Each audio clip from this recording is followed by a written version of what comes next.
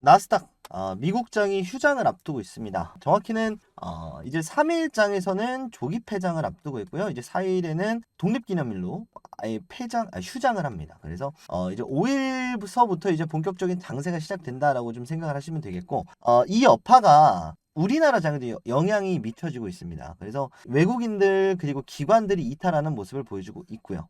그리고 이제 방향성을 하반기서부터 해서 이제 5일 요때부터 좀 방향을 잡아가지 않을까 싶습니다. 그리고 특히나 이 의사록이 공개가 되거든요. 회의록이 공개가 됩니다. 연준에서 연 1회 금리 인하를 확정 지은 그 회의록이 공개가 됩니다. 그래서 이제 미국장, 나스닥 그리고 특히나 국내장까지도 올 하반기 2024년 하반기 계속 강조드리고 있는 하반기서부터 어느 정도의 반등세가 나와줄 것이다. 경기 회복세가 나와줄 것이다의 첫 번째 포인트가 이제 5일날 나온다고 생각을 하시면 되겠고요. 그때까지는 국내장에도 영향은 불가피할 수밖에 없겠다. 이렇게 좀 체크를 하실 수가 있겠습니다.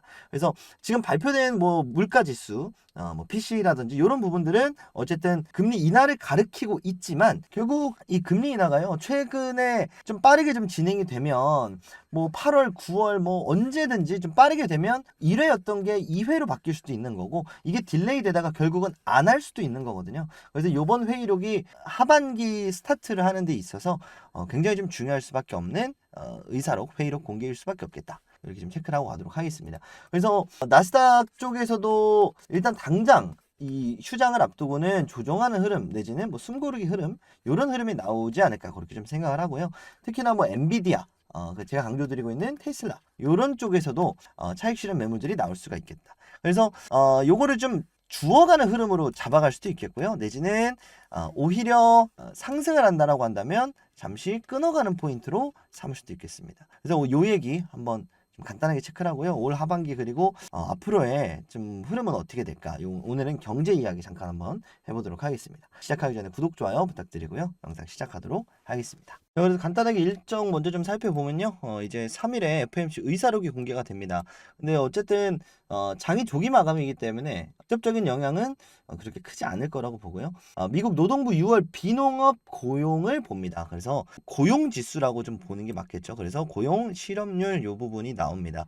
그래서 실업률이 당연하게도 높아야 금리 인하가 시사가 된다라는 거겠죠. 그런데 좀 애매한 부분이 있어요. 이게 항상 이제 우리가 금리적인 부분을 볼 때 고용률이 높아, 실업률이 낮아. 그러면 경제가 굳건하기 때문에 호재야. 그렇죠? 근데 그것 때문에 금리를 안 낮춰. 이렇게 되니까 호재기도 하고 악재기도 하고 뭐 이런 상황이었잖아요. 그런데 결국은요. 어쨌든 간에 지금처럼 금리를 낮춰야 되는 시점에서의 실업률과 고용률은 당연히 안 좋게 나와야 좋게 받아들일 수가 있겠죠. 근데 요거 좀 먼저 체크를 하셨으면 좋겠고 3일에 고용률, 실업률이 사실 좋지 않게 나오는 게 어쨌든 금리 인하적인 측면에서는 긍정적인 시너지를 볼 수가 있겠다. 다만 미국의 경제가 흔들린다라는 부분에서는 그렇게 좋은 의미는 아니에요. 그래서 금리 인하적인 측면에서는 우리가 좋게 볼 수가 있겠다. 왜냐하면 미국 주식을 하시는 분들 입장에서는 이게 사실 높게 나와도 상관이 없어요. 근데 뭐 어쨌든 코스피 코스닥 시장을 신경을 쓰시는 분들이 있으실 수 있기 때문에 상대적으로 달러 가격이 낮아져야 그래야 원화 가치가 상대적으로 상승을 해야 결국은 뭐다 수출에 의존을 하고 있는 우리나라 입장에서는 주가가 상승할 수 있는 하나의 포인트가 될 수가 있겠다. 요거 체크하시면 되겠습니다. 그래서 말씀드린 대로 뭐 미국장 관심 있으신 분들은 고용률이 높게, 국내장이 관심 있으신 분들은 실업률이 높게. 요거 첫 번째로 포인트를 좀 체크를 하셨으면 좋겠고 최근에 나스닥이 조정과 그리고 상승에 있어서 좀 고평가 아니야? 뭐 여러 가지 근거들이 있어요. 그 중에 하나가 이 미국 10년물이 엄청나게 올랐다 이런 부분에 있거든요. 지금 뭐 뉴스라든지 그런 걸 좀 살펴보게 되면 트럼프 대선 후보가 갑자기 치고 올라오면서 바이든 대통령이 뭐 물러나야 된다 뭐 이런 얘기들이 나오면서 트럼프 리스크 때문에 국채 금리가 올랐다 이런 얘기들이 있는데 사실 저는 그렇게 높다라고 생각을 하진 않고요. 지금 사실 어느 정도로 쌓일 대로 쌓였다라는 거죠. 지금 금리를 계속해서 업사이드를 시키다가 계속해서 픽스를 가져가고 있는 상황인데 여기서 그러면 다운사이드는 언제 좀 전환을 시키느냐 이 상황에서 국채 금리가 오르는 건 어불성설이다라는 게 결국은 국채 금리가 뭐냐? 지금 빌려준다. 10년물 뭐예요? 10년 만기짜리 이 채권이거든요.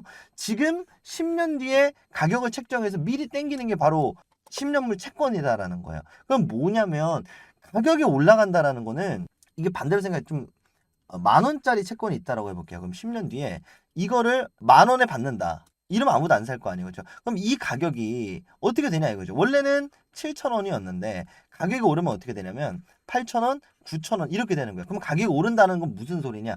결국은 나중에 받아가는 거에 대한 이윤이 줄어든다라는 거죠. 이해되셨나요? 그래서 채권을 더 비싸게 주고 산다라는 거는 결국은 그렇게 우리한테 좋은 얘기는 아닙니다.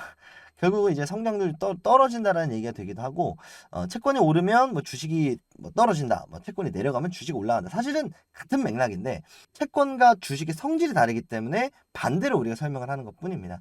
그래서 결국 이제 미국 국채 금리가 계속해서 지속적으로 상승을 하고 미국의 경제 성장이 떨어질 것이다. 이렇게 생각을 하는 게 1차원적인 생각이라는 거예요. 쉽게 얘기를 해서 좀 설명이 좀 채권은 좀 어렵긴 합니다. 그래서 쉽게 얘기를 해서 미국의 성장이 그렇게 높지 않을 것이다라는 전망이 나오고 있다. 이렇게 보는 게 맞아요. 왜? 트럼프 때문에 사실 그렇진 않다는 거고 결국은 지금 인플레이션이 제대로 잡히느냐 잡히지 않느냐 이게 포인트가 될 거고 계속해서 금리 인하가 딜레이가 되고 있고 결국은 금리 인하가 되면서 이 부분이 해소가 되면 사실 저는 국채 금리는 자연스럽게 낮아질 거라고 봅니다. 어쨌든 지금 10년물만 본 거고요. 뭐 5년물, 3년물도 있고. 그래서 뭐 미국 5년물도 보시면은 사실 그렇게까지 우리가 많이 올랐다라고 보지는 않지만 특히 5년물은 그렇고요. 10년물은 좀 더 장기적이기 때문에 듀레이션이 좀 더 크기 때문에 그렇죠. 근데 이런 부분을 생각을 했을 때는 지금 트럼프 대통령 됐을 때 그리고 인플레이션에 대한 지금 압력이 굉장히 강해지고 있다. 한마디로 미국도 굉장히 팽창하고 있다. 터지기 직전이다. 이렇게 보는 게 맞을 거예요. 터지기 직전. 그래서 여기에 너무 우리가 뭐야 10년물이 올랐네 큰일 났다 뭐 이 정도까지는 사실 필요는 없겠지만 그만큼 공포감은 좀 올라오고 있다. 미국이 이제는 좀 심심치 않다. 이렇게 좀 보는 게 맞을 것 같습니다. 왜냐면 지금 보면 금리 인하를 최대치로 땡겨놨을 때 그 당시에 금리 인상이죠. 인상을 최대치로 당겨놨을 그 당시까지 지금 향해서 가고 있고 여기까지 가는 거 아니야? 이런 공포감이 들어온다는 거예요. 이걸 해소시킬 수 있는 금리 인하 요게 좀 포인트가 되지 않을까 싶습니다. 그리고 사실 금리 인하를 하면 좋겠지만 여전히 물가가 안 잡히고 있는 건 사실이기 때문에 그래서 이번 회의록을 통해서 그리고 당장 있을 7월 FOMC 여기서 금리 인하를 시사 정도만 해주고 9월 FOMC에서 금리 인하 통과 정도만 시켜주면 7월서부터 하반기서부터 폭발적인 상승을 만들어주는 시나리오는 우리가 가지고 갈 수 있습니다. 그리고 강조드린 원화 강세, 상대적으로 달러 약세. 그럼 어떻게 되느냐? 결국은 나스닥은 상대적으로 상승을 멈출 수는 있겠지만 장기적으로 봤을 때는 분명히 긍정적인 요소가 있고 왜? 기술주 위주의 상장 기업들이 있는 데가 나스닥 그리고 필라델피아 반도체 주식 이런 쪽이니까 다우존스 쪽은 좀 낮아질 수는 있겠습니다. 그래서 이런 부분을 생각을 했을 때 국내장에서도 상대적으로 달러가 약세를 보이면 가능한 거겠죠. 그래서 이런 부분 생각을 했을 때는 역시나 이번 회의록이 중요할 수밖에 없겠다. 그래서 뭐 국채물 때문에 뭐 국채금리 뭐 10년물 때문에 뭐 금리 인상이 쉽지 않겠네요. 이거는 앞뒤가 안 맞는 내용이다라는 거예요. 그래서 결국은 금리 인하가 선행이 되고 그 다음에 따라가는 게 국채 금리이기 때문에 요거는 앞뒤가 안 맞는 말이다. 그래서 사실 나스닥의 하락 뭐 고점이라기보다는 저는 조정이란 표현 그리고 숨고르기라는 표현이 맞는 것 같습니다. 그래서 벌써부터 FOMC 금리 인하 좀 해야 된다 이런 목소리 나오고 있는데 여러 사람들이 있는데 왜 이 사람의 좀 얘기를 차용을 했느냐라고 한다면은 좀 그나마 이름값을 제외하고 요분의 근거가 좀 정확한 것 같아서 가지고 왔어요. 어쨌든 니네가 말한 데이터대로 나왔고 연준의 목표치 다 지켜졌는데 왜 안 내리느냐 이거예요. 그래서 너네가 말한 데이터를 지켰으면 내려야지 이런 상황이기 때문에 사실 연준 입장에서도 안 내릴 그 건덕지가 별로 없습니다. 그나마 이번 고용률 실업률이 극단적으로 예상치보다 뭐 엇나가거나 이러지만 않는다면 금리 인하로 좀 이어질 확률이 높겠다라는 내용을 좀 잘 정리한 인터뷰예요. 그래서 이번 금리 인하가 9월 정도라고 생각을 했을 때 금리 인하가 바로 또 시행된다 그래서 뭐 주가 미친 듯이 상승하고 이러지 않거든요. 자, 보자는 거예요. 금리 인하가 되면 결국은 요렇게 꺾이는 거잖아요. 그 전 수치까지 어느 정도는 내려가야 되는 시간이 필요한 거고, 금리 인하가 되면 결국 뭐 기업들이 파산하는 시간을 조금 더 벌어준다, 이런 의미가 될 거고, 금리 인하가 되게 됐을 때 여기서 지금 그 전에는 이 정도 금리였는데 지금 금리라 해서 그럼 회사들이 갑자기 돈을 빌리기 시작할까요? 그렇지는 않을 거예요. 조금만 더 버티면 2회, 3회, 4회 금리 인하가 기다리고 있는데 여기서 대출하는 게 낫지 여기서 대출을 할 이유는 전혀 없죠. 그래서 단기적으로는 반등이 이렇게 나오겠지만 다시 한번 요 구간에서도 조정세가 나올 수 있습니다. 대신에 7월에 금리 인하에 대한 첫 시사 정도만 해줘도 7월부터 9월까지는 요 사이에서는 상승장을 우리가 기다려 볼 수가 있겠다. 저도 그걸 기대를 하고 있고요. 특히나 2차 전지, 지금까지 소외됐었던 시장 계층, 결국은 좀 미래지향적인, 뭐 AI는 사실 지금 현대에서도 많이 사용을 하고 있기 때문에 뭐 2차 전지, 비교적 사치품인 것들, 이쪽 계열의 상승을 우리가 예상을 해볼 수가 있겠다. 속칭 말하는 리오프닝 관련주. 뭐 오늘 화장품주가 많이 빠졌는데, 뭐 화장품이라든지 뭐 노보노디스크, 일라일리 쪽에 비만 치료제라든지 이런 부분들이 지금 중국 쪽 시장도 확대가 되면서 다시 한번 금리 인하의 수혜를 받으면서 시장 확장, 캐파 확장 이런 부분을 기대할 수가 있습니다. 그래서 7월 FMC 이번에 금리 인하 시사가 됐을 때가 어느 정도의 상승 포인트다라고 본다면 FMC 전까지 한 1, 2주 정도 시간이 남았거든요. 이때 좀 조정 구간이 온다면 우리가 좀 단기적으로 고수익을 낼 수 있는 하나의 좀 전략적 요충지가 될 수 있는 현재 시점이다. 이렇게 좀 볼 수가 있겠습니다.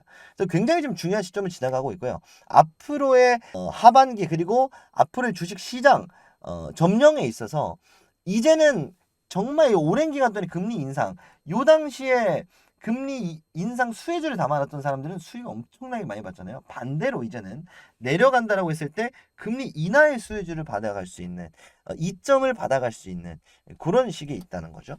그러니까 항상 우리가 주식을 할 때는요, 뭐 상승장도 있고 뭐 하락장도 있겠죠. 그런데 상승장 때 사서 하락장 때 버티다가 아무것도 안 하면 결국 제자리고 시간만 날린 거죠. 이러면 은행은 이거 적금을 넣지 뭐하러 넣습니까? 반대로 상승장 때 고점 판독을 못해서 상승폭을 반납하면 결국 얘도 말짱 도루묵이죠.